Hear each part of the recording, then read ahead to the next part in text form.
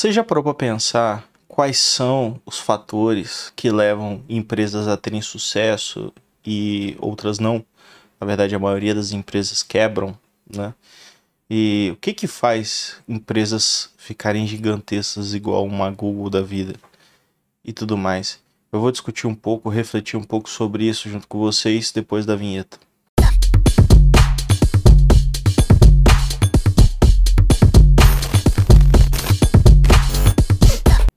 Bom, as pessoas de uma maneira geral, elas tendem a acreditar que os negócios, o que ela precisa para um negócio dar certo é ter dinheiro, tá? E isso não é verdade. E eu vou explicar por quê. Eu já participei de vários projetos de vários tamanhos diferentes, empresas com milhares de funcionários e empresas pequenas com 2, 3 pessoas. Inclusive empresas que eu fundei, que eu injetei milhões e a empresa faliu. Mesmo tendo experiência, mesmo tendo excelentes profissionais, mesmo sabendo o que a gente estava fazendo, a gente não teve sucesso. Por quê?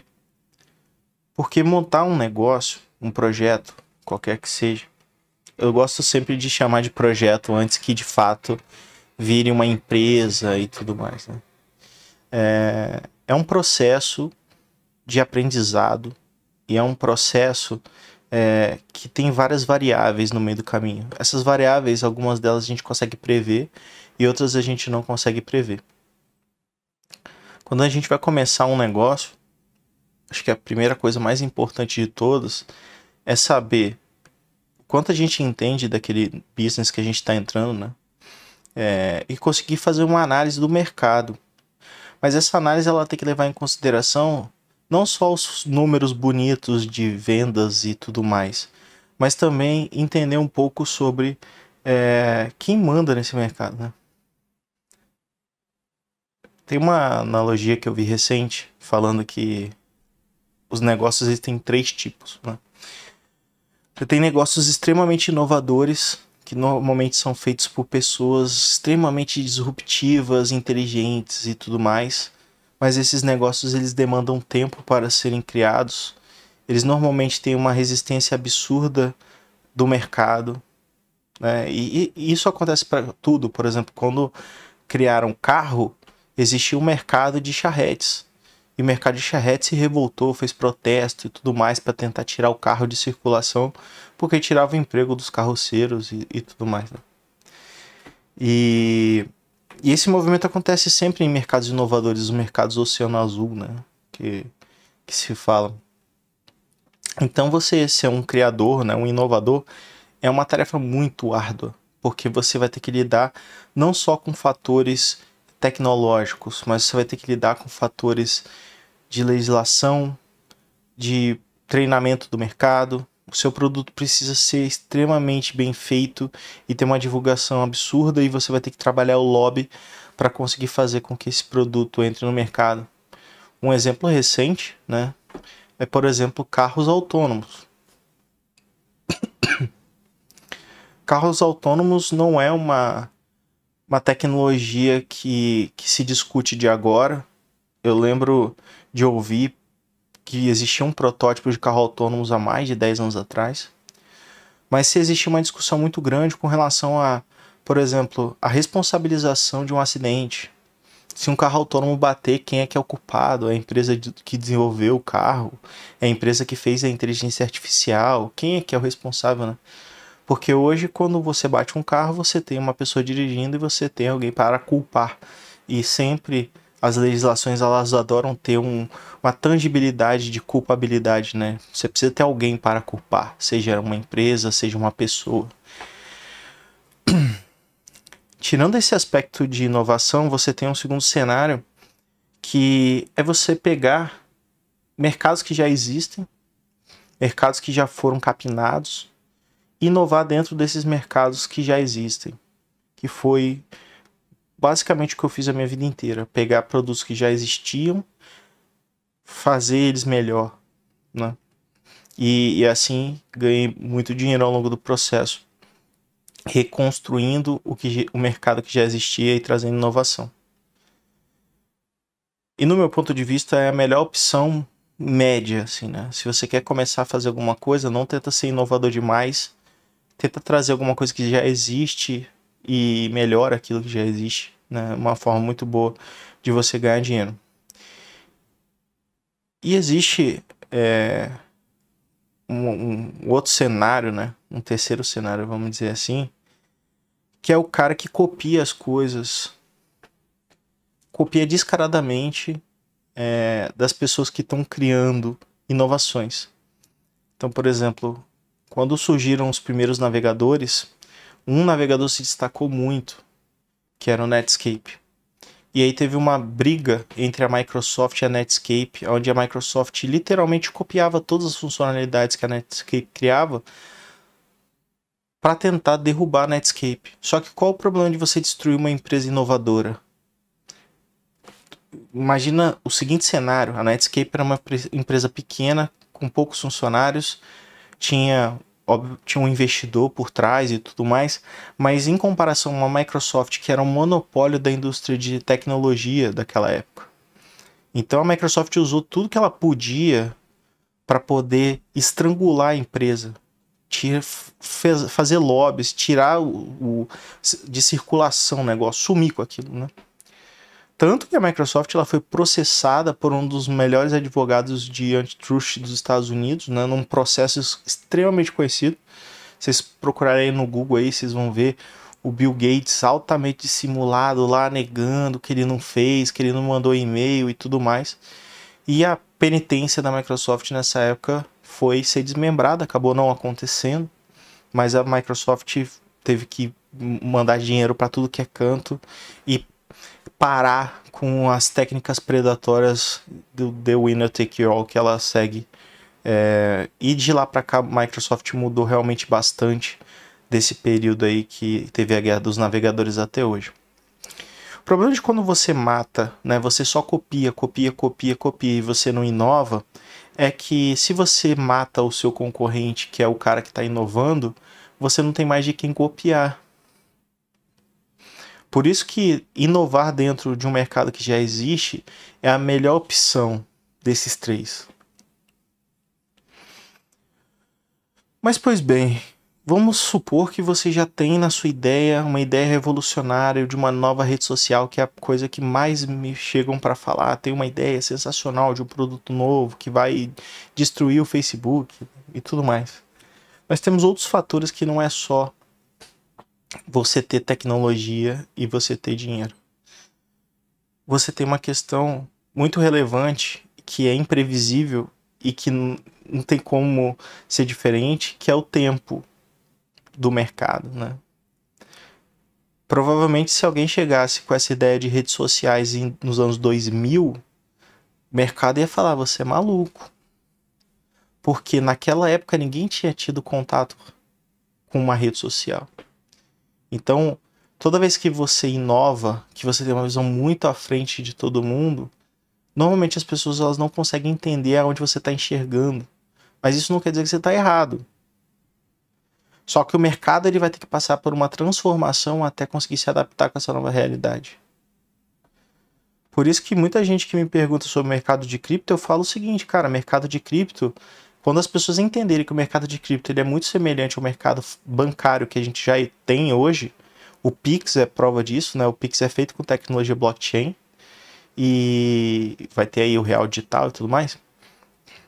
Você começa a tirar barreiras de pessoas comuns que acham que é um universo muito doido, muito difícil e tudo mais. Mas é o problema da inovação. A inovação ela sempre parece muito doida, né? Parece que você é um extraterrestre.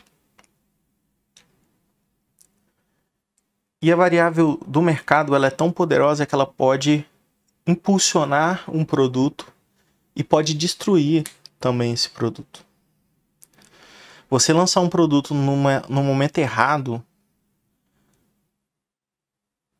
pode causar a destruição da sua empresa. Ela pode cair num ostracismo e pode parecer que aquilo ali não fazia sentido mesmo, né? Diversas vezes eu fiz algum tipo de projeto, a gente lançou e teve uma resistência absurda do mercado. A gente desistiu e tempos depois lançou alguma coisa muito próxima que teve sucesso, né? Por que que isso aconteceu? No meu ponto de vista é porque o mercado ele passa por um amadurecimento constante. Em 2007, 2008, se não me engano, eu tinha um projeto que era muito parecido com o Booking, né, para fazer reserva de hotéis e tudo mais. E fazia exatamente o que o Booking faz naquela época. E os hotéis falavam para mim assim, não, a gente não precisa disso, que a gente tem agência de turismo e tal, não sei o quê. E aí tentei durante meses, não conseguia fechar cliente nenhum. E aí eu desisti do projeto e algum tempo depois o Booking e o Decolar viraram gigantes, né? E mesmo se eu tivesse dinheiro, comercial e tudo mais, é um lobby que você precisa fazer. Eu estava assistindo um documentário muito interessante da Netflix, eu recomendo a todos. Lançou, se não me engano, tem uns 2 dias, tá? Que é um documentário que fala a história de vários pontos de vista sobre o Spotify. Eu quero destacar alguns pontos aqui sem dar spoiler, né? Eu acho super interessante que todo mundo aí que tem a Netflix vai lá e assiste esse documentário. Ele é muito bom, tá? Porque ele coloca uma realidade de como que uma empresa se forma e os pontos de vista que cada pessoa do processo tem. Então, a série ela coloca a visão do fundador, a visão dos advogados, a visão dos programadores que fizeram o Spotify, a visão dos sócios da Spotify e a visão dos artistas, né, dos músicos que estavam tendo suas músicas sendo reproduzidas ali e tudo mais. E você percebe que nunca dá para agradar todo mundo. Toda vez que você direcionar para um lado para o negócio dar certo, você vai desagradar uma outra área. E por incrível que pareça, parece que o Spotify é um produto de tecnologia pura, né? Ele é super inovador, ele é rápido, ele é bonito, ele é clean e tudo mais. Mas o Spotify ele não existiria se não fosse o lobby. Assista o documentário lá, a série, que vocês vão entender o que eu tô falando. E por causa desse fator do lobby com a indústria fonográfica, o fundador do Spotify teve problema com a equipe técnica, ele teve problema com os artistas. E isso acontece com uma certa frequência. Você monta uma empresa, esbarra numa barreira, uma barreira que parece intransponível e você se dedica à resolução daquele problema. Eu falo constantemente com alguns amigos, eu falo assim, tecnologia, ela é 10% do problema. Sempre tem muito mais coisa além de simplesmente ter um bom sistema, um bom site, né? Você tem o marketing, você tem comercial, você tem lobby, você tem o mercado, você tem timer, né? Você precisa investir, você precisa constantemente captar dinheiro para fazer mais investimentos, para crescer e tudo mais. Você tem risco de concorrentes que podem surgir ao longo do processo e te matar. Então, assim, essas variáveis todas do negócio, elas não são tão previsíveis assim. É muito difícil você tentar chegar e fazer um plano de negócio e botar todas as variáveis, ou fazer uma análise SWOT completa. Porque tem muita coisa que vai passar que você não sabe que existe até você chegar em determinado patamar. Quando você é uma empresinha pequenininha, que você não está criando expressividade dentro de um mercado, você consegue trabalhar como se estivesse, né, de férias. Tudo é novidade, tudo é uma maravilha e tal. Quando você começa a ter uma expressividade dentro de um mercado, você começa a incomodar os gigantes, né? Ou os gigantes que estão ali fazendo um monopólio ou um oligopólio desse mercado. E aí você começa a entender a politicagem que existe em todos os mercados. E essa politicagem ela pode te destruir. Eu quase fali a minha empresa por negligenciar justamente a questão política. Por entender que, normalmente, quando você está numa disputa de concorrência de alto nível, com vários concorrentes milionários e tudo mais, essa disputa ela nunca é justa e ela não é aberta, ela não é limpa. É muita fofoca, é conversa de bastidor, é tentar controlar as pessoas, controlar os contratos. E isso é em todos os mercados, não é só em um mercado específico, não. Todo mercado ele vai ter lobista, ele vai ter gente corrupta, ele vai ter algum tipo de clube, né? Porque quem tá lá no topo, né, em qualquer mercado, ele não quer perder o seu posto de top 1 do mercado para ninguém que está chegando ali, principalmente se você é uma empresa com 15 anos de mercado, 400 funcionários e está chegando uma empresinha ali com 7 pessoas inovando mais, né? Então, normalmente, você percebe uma movimentação assim, que os grandões, eles tentam fazer o quê? Ou eles tentam destruir os menorzinhos, ou eles tentam comprar aquele menorzinho para fazer ele ficar cada vez mais grande, cada vez mais pesado, cada vez mais gordo, né? E essa tática canibal, né, dos mercados em países mais desenvolvidos, vamos dizer assim, que a gente não tem um risco jurídico igual a gente tem aqui no Brasil, porque aqui até o judiciário, em vários níveis diferentes, a gente tem problemas em sentenças, né, no geral, que beneficiam alguns poucos que tenham contatos mais estreitos com alguns juristas. A gente não tem uma certeza efetiva que a lei vai ser aplicada como ela deveria. A gente tem muitos recursos. Você pode sufocar financeiramente uma empresa só com processos e recursos, fora a pressão psicológica, jurídica e tudo mais. Algum dia eu e o Douglas, a gente vai chegar a falar mais efetivamente sobre um caso que aconteceu com a gente, de uma tentativa idiota de sufocamento jurídico que não deu em nada, mas foi uma tentativa, né?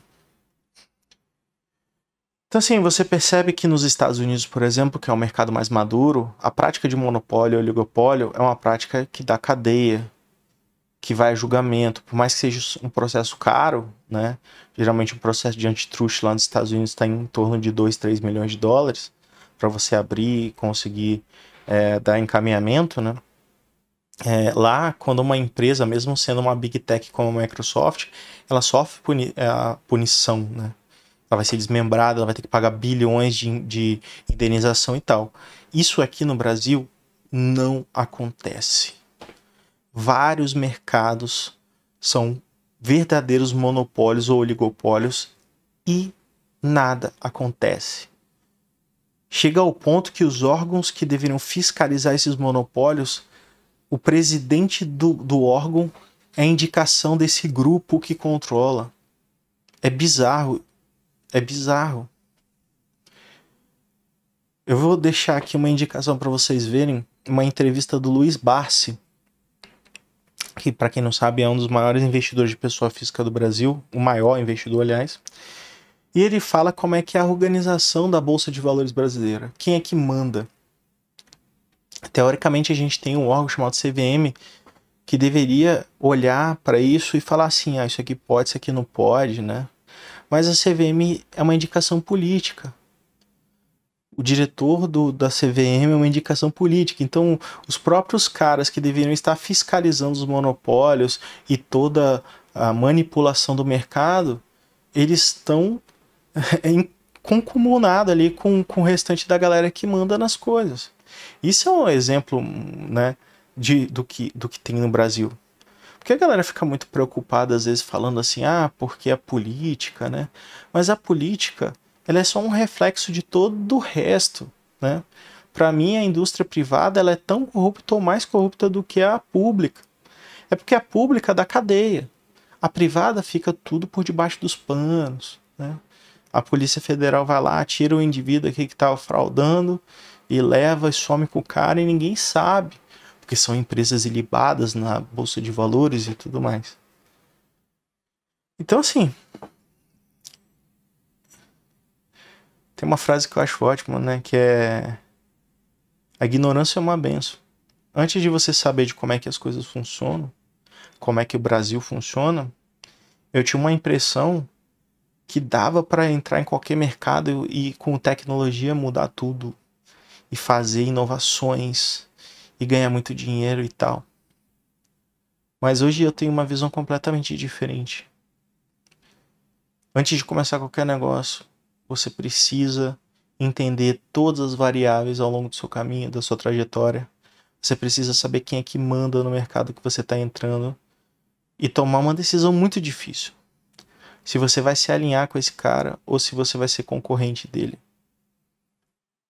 E entenda que essa decisão ela é super importante para a vida da sua empresa, para ser mais fácil ou mais difícil, né? Tem pessoas que optam pelo caminho mais fácil, que é se fechar num clube e ter todas as benesses de estar protegido por um cara gigantesco, mas ter uma série de limitações de até onde você pode ir, né? E outras pessoas como eu, talvez sejam mais burras, sei lá, mas eu gosto de criar coisas que eu não tenha rabo preso com ninguém, que eu possa ter liberdade de tomar minhas próprias decisões e, obviamente, que aceitar as consequências das decisões que eu tomo, para bem ou para mal. E não é fácil tomar essa decisão. É muito mais fácil você fazer parte do clube. Você lutar contra esse sistema é muito difícil. Muito difícil. Você toma uma porrada de tudo que é lado. Você vê claramente coisas erradas acontecendo e você não pode fazer nada. Então, assim, para esse vídeo não ficar um desabafo da minha tristeza de ver isso tudo acontecendo, né?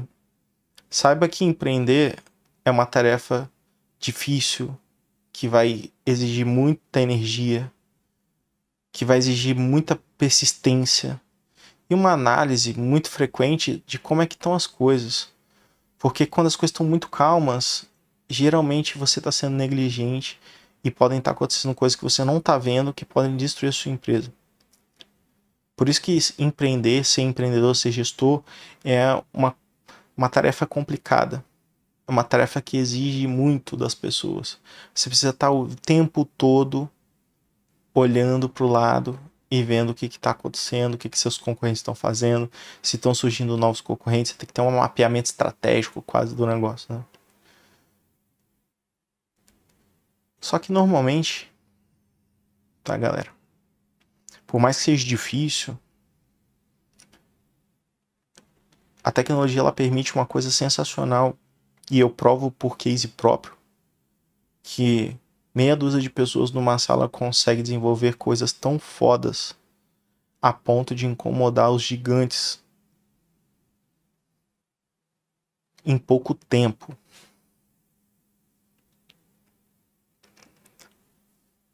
Mas não seja tão burro igual eu fui de não olhar para todo esse cenário de uma forma como se você estivesse lutando uma guerra mesmo. Você está num cenário de guerra. Por isso que o livro A Arte da Guerra, por mais antigo que ele seja, ele é tão atual.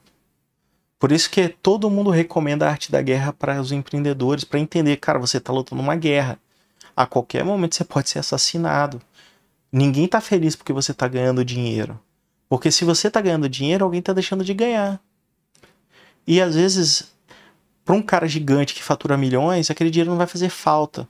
Mas ele não vai deixar você ganhar não pelo fato de não fazer falta no faturamento dele, mas porque você representa um risco futuro para o negócio dele. Toda vez que uma empresa grande deixa um concorrente crescer, ele corre o risco de ser passado por esse cara.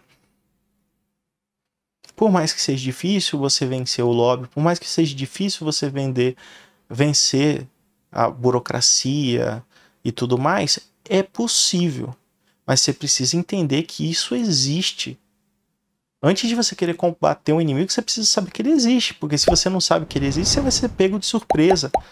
E aí o inimigo poderoso te pegando de surpresa é só uma facada no coração e acabou, entendeu? Vou deixar essa reflexão aí pra vocês. Isso aqui é muita informação. E eu vou ficando por aqui. Se você estiver gostando do conteúdo, se inscreve no canal, manda pros seus amigos aí. Me segue lá no Twitter, galera. Eu vou deixar aqui, ó. Meu Twitter é @André, se não me engano, André HR Ferreira. Acho que é isso. Deixa eu conferir aqui. André HR Ferreira. Eu não sou muito de usar o Twitter, eu não utilizava o Twitter, mas agora eu tô passando a utilizar com mais frequência, porque também eu não confio 100% na plataforma que eu tô para ficar só focada nela, né? Então, como estratégia aí que todos os influenciadores usam, né? Não me considero influenciador.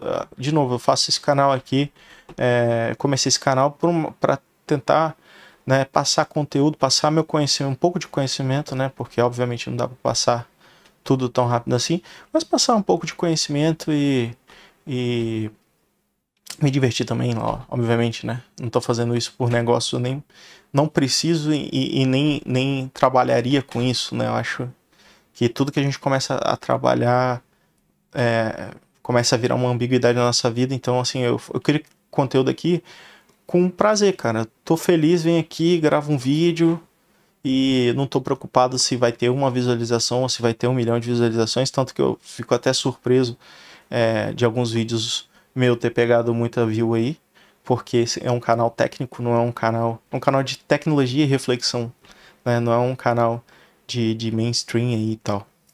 Mas eu vou ficando por aqui, me segue lá no Twitter lá, e se vê numa próxima. Valeu!